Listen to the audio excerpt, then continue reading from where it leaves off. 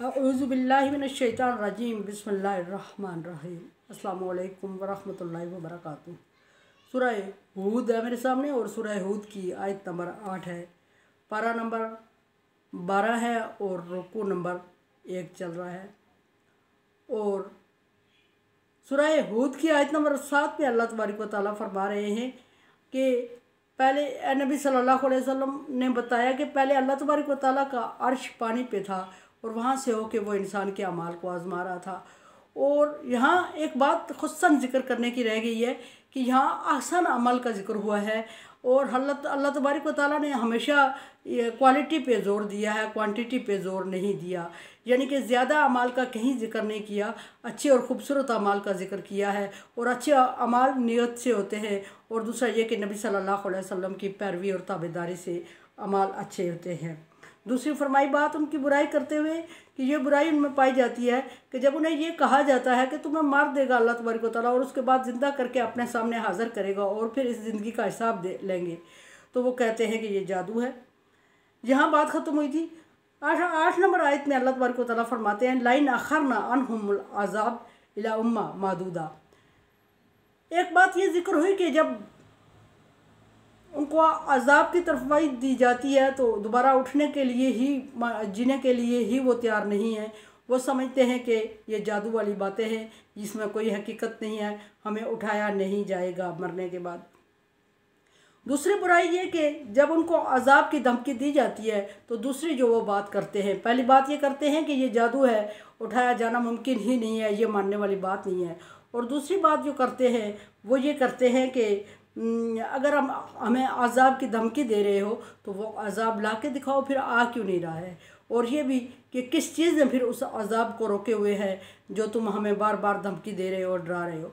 गोया कि ऐसे अल्फाज कह के वो अल्लाह तबारक व तआला के अज़ाब को ख़ुद दावत दे रहे होते हैं और उन्हें अंदाज़ा नहीं होता कि अज़ाब अगर उन पर मसल्लत हो जाए तो फिर उस वक्त वो एक लम्हे के लिए भी गुरेज नहीं होगा उन पर, और एक सेकंड के लिए, एक लम्हे के लिए वो कोई बात नहीं कर सकेंगे, वो किसी को कोई नसीहत वसीयत नहीं कर सकेंगे, वो अपनी कोई पड़ी हुई चीज़ नहीं उठा सकेंगे और वो अगर किसी की तरफ देखना चाहें तो इतनी मोहलत उनको नहीं होगी और वो मसरूफ़ रहेंगे और उन पर अज़ाब मसल्लत कर जाएगा।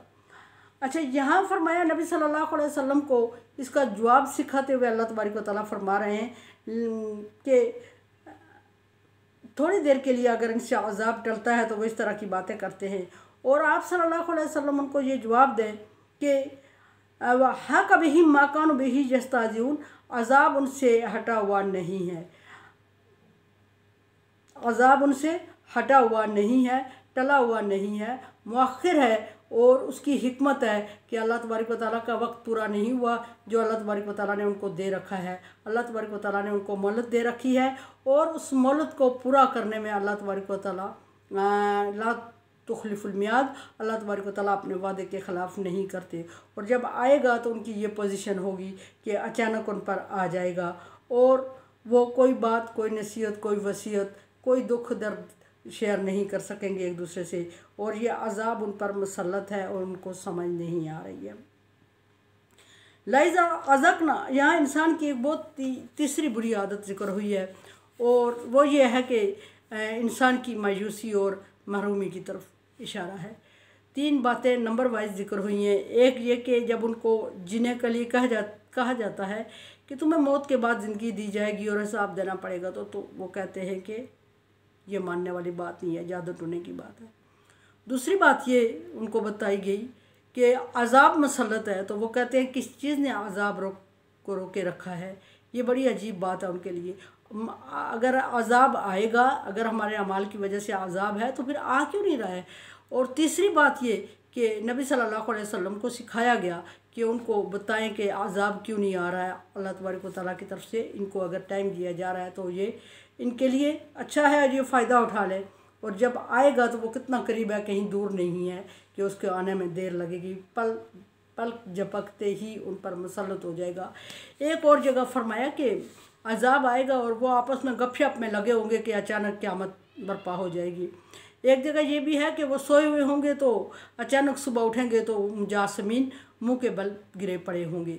और यहाँ अल्लाह तबारक व तआला ने एक लफ्ज़ ज़िक्र फरमाया उम्मा, कि जब उनसे कुछ वक्त के लिए अजाब टाला जाता है, उम्मा को यहाँ वक्त के मानी मुद्दत के मानी में बोला जा रहा है। उम्मा के मानी ग्रोह और पार्टी भी होती है, और उम्मा के माना वक्त भी होता है। और अल्लाह तबारक व तआला ने बहुत जगहों पे उम्मा को वक्त के लिए अल्फाज इस लफ्ज़ को यूज़ किया है, जैसे कि उम्मतुन वाहिदा, एक उम्मत, क्वांटिटी जिक्र की गई है। इसी तरह फरमाया कि अबाना वजदना अबान अला उम्मा, हमने अपने बाप दादा को यही कुछ करते हुए पाया है, ये वक्त जिक्र हो रहा है। इस तरह अल्लाह तबारक व तआला लफ्ज़ उम्मत को बहुत सारे मानी में इस्तेमाल किया। और फिर अज़ाब फरमाया कि मुसल्लत, अज़ाब हटा हुआ है ही नहीं, हमेशा उन पर मुसल्लत है। अगले रुकू में अल्लाह तबारक व तआला, यहाँ रुकू नंबर 1 कंप्लीट हुआ है, रुकू नंबर 2 शुरू हो रहा है। और रुकू नंबर 2 में अल्लाह तबारक व तआला ने इंसान की तीसरी बुरी आदत की तरफ जिक्र करते हुए फरमाया लाइन अज़कनल इंसान मिन्ना रहमा और सुम्मा नज़ाना हा मिन्हु। और अगर हमने कभी इंसान को अपनी तरफ से कोई मेहरबानी, कोई रहमत, कोई आसूदगी, कोई आसाइश और कोई खुशहाली, कोई खुशबख्ती अगर इंसान को दी है और वो उसको भरपूर इंजॉय कर रहा है, लेकिन उस वक्त इंसान की कंडीशन और उस वक्त इंसान की हालत ये होती है कि वो उस नेमत को, उस आसानी को, उस आसूदगी को, उस खुशहाली को इंजॉय करने लगता है और उससे इतना महसूस होने लगता है कि वो अल्लाह तबारक व तआला के अहकामात को भूल जाता है, अल्लाह तबारक व तआला के एहसानात को भूल जाता है, अल्लाह तबारक व तआला की मखलूक को भूल जाता है। और उसके अपोजिट जो मखलूक होती है उसके लिए वो कहने लगता है कि ये बदबख्त है, ये अमाल की वजह से है, और अपने आप को कहने लगते हैं कि हम इस चीज़ की अहमियत, सलाहियत और अहलियत रखते हैं, हमने अपनी ज़ोर बाजू पे ये चीज़ हासिल की है, और अपने आप को काबिल और लायक समझने लगता है और दूसरे को कमतर समझने लगता है। फिर अल्लाह तबारक व तआला दूसरी के जब उसको छीन लिया जाता है उससे, तो उस वक्त फिर वो क्या होता है, अल्लाह तबारक व तआला फरमाते हैं इन्नहु लयऊसा कुफूर, कि उस वक्त वो मायूस और कुफर की तरफ रुजू कर लेता है, मायूस हो जाता है और कुफर की तरफ। इसमें अल्लाह तबारक व तआला ने मायूसी को कुफर की पहली बेस करार दिया, मायूसी को कुफर की इब्तिदा करार दिया। जब इंसान मायूस होता है तो इट मीन कि वो कुफर की तरफ रुजू कर लेता है। और वो अल्लाह तबारक व तआला बार बार फरमा ला तक़नतू मिन रहमतिल्लाह, ला तक़नतू मिन रहमतिल्लाह फरमा रहे हैं, लेकिन इंसान मायूस हो जाता है और उसको वो अच्छे दिन याद नहीं आते, वो कि अल्लाह तबारक व तआला ने मुझ पर बहुत बड़े एहसानात भी तो किए थे, वो अच्छे दिन भी तो थे। फिर वो अपने अमाल को भी याद नहीं करता कि अगर अल्लाह तबारक व तआला ने मुझ पर वो अच्छे अमाल दिन दिए थे, नेमतें दी थी, तो क्या उसमें मैंने अल्लाह तबारक व तआला को और अल्लाह की मखलूक को याद रखा था, या वो अल्फाज ही बोले थे जो अल्लाह के पसंदीदा हूँ। हमेशा मैं अपने आप को ही कहता रहा कि मैं काबिल हूँ और मेरे पास ये चीज़ है, और दूसरे के लिए उसकी नाकामी को का ज़िम्मेदार उसको खुद ठहराता रहा हूँ कि वो किसी काबिल ही नहीं है। ये नहीं समझता इंसान कि अल्लाह तबारक व तआला ने जब उसको दिया तो उसने क्या किया। वो उस वक्त कुफर की तरफ रुजू कर लेता, मायूस हो जाता है और वो अल्लाह तबारक व तआला से भी गिले शिकवे करने लगता है कि अल्लाह तबारक व तआला ने मुझसे छीन लिया, अल्लाह तबारक व तआला ने मुझे महरूम कर दिया, और अपने अमाल को भी छोड़ देता है और ख़ुद भी वो कुफर की तरफ रुजू करता है और बाकियों के साथ भी इस तरह मायूसी की और ऐसे कमज़ोरी की बातें करता है कि अपने साथ साथ दूसरों को भी कमज़ोर कर रहा होता है। और फिर वो अमाल की तरफ रुजू नहीं करता और ये भी नहीं समझता उस वक्त कि वो अमाल को थोड़ा सा तब्दील करे तो अल्लाह तबारक व तआला उसके हालात को तब्दील कर दे। तिलकल अय्यामु नुदाविलुहा बैनन नास, अल्लाह तबारक व तआला ने इंसान के लिए दिन फेर फेर के लाने का वादा फरमाया कि ये दिन हम इंसानों में फेर फेर के लाते हैं। आज अगर कोई खुशहाल है, आसूदा है, तो कल उससे नेमतें छीन के उसको तंगदस्त किया जा सकता है। सो आसूदगी और खुशहाली के दिनों में ये मत भूलना चाहिए कि कल ये दिन हम पे आएंगे। आज अगर हम किसी पे खर्च कर रहे हैं, किसी को दे रहे हैं, तो ये अल्लाह तबारक व तआला को कर्ज़ हसना दे रहे हैं। जिस पे आज खुशहाली के दिनों में किसी ने खर्च किया, वो अगले उसकी तंगदस्ती के दिनों में ज़िंदा रहा या ना रहा, अल्लाह तबारक व तआला की मखलूक है और अल्लाह तबारक व तआला अपनी मखलूक पर किए हुए एहसानात का बदला खुद चुकाते हैं, मखलूक पर नहीं छोड़ते। और जब अगर किसी के लिए अच्छे अमाल किए होंगे, किसी के लिए कुछ मुश्किल हालात में काम आया होगा अपने अच्छे दिनों में, तो अल्लाह तबारक व तआला दूसरे को सबब बना के उसके अच्छे दिनों, उसके बुरे दिनों में उसका काम निकलवा देंगे। लेकिन इंसान समझता नहीं, और इंसान नाशुक्र है और कफूर है, अजूला, जल्दबाज है, जहूला, नादान है। और नादान और जहूला है, अजूला है, फौरी रिज़ल्ट चाहता है और उसी बंदे से रिज़ल्ट चाहता है जिसके साथ उसने अच्छाई की, और ये नहीं समझता कि अच्छाई उसने अल्लाह की मखलूक के साथ की है।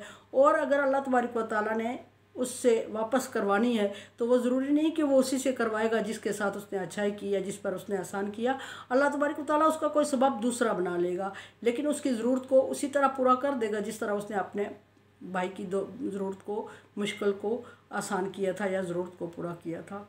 और जब इंसान मायूसी और कुफ्र की तरफ बढ़ने लगता है तो फिर पिछले सारे रास्ते बंद कर देता है और कुफ्र और वो मायूसी की तरफ चल पड़ता है और दुखी होता है और बाकियों को भी दुख देता है।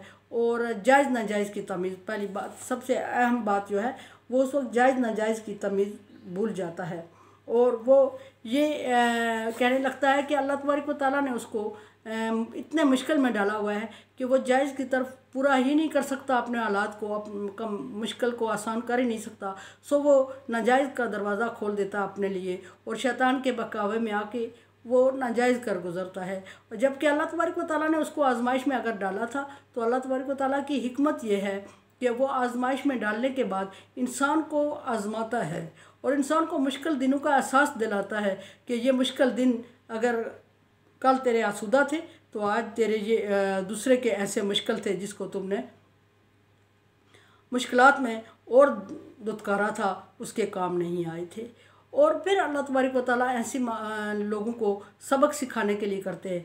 या फिर अगर किसी के पास अच्छे दिन आए ही नहीं हैं और बुरे ही आए हैं तो डेफिनेटली आगे उसके अच्छे आने वाले हैं और उसको बुरे पहले दिखा दिए ताकि वो अपने बुरे दिनों की याद में आइंदा जब अच्छे आएँ तो बुरे दिन वालों के साथ तावन करे। लेकिन इंसान ने ऐसा नहीं करना।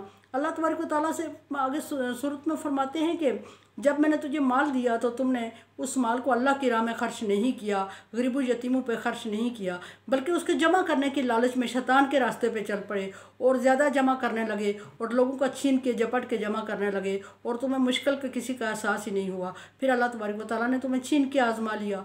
तो सो ये अल्लाह तबारक व तआला दोनों तरफ से अल्लाह तबारक व तआला की आजमाइश समझते हुए इस इन दिनों को अल्लाह तबारक व तआला की रज़ा के साथ गुजारना चाहिए, खुशहाली और आसूदगी के दिनों में दे के और तंगदस्ती और मुश्किल के दिनों में मांग के। लेकिन मांग के किससे? अल्लाह से। मांगना इंसान से कभी नहीं होता, मांगना देना अल्लाह की मखलूक को होता है और मांगना अल्लाह तबारक व तआला की ज़ात से होता है और देने वाली ज़ात वही है। अगर हम उसे छोड़ के किसी और से मांगेंगे तो शिरक हो जाता है। अल्लाह तबारक व तआला अपने से मांगने वालों को पसंद फरमाता है और अता भी करता है।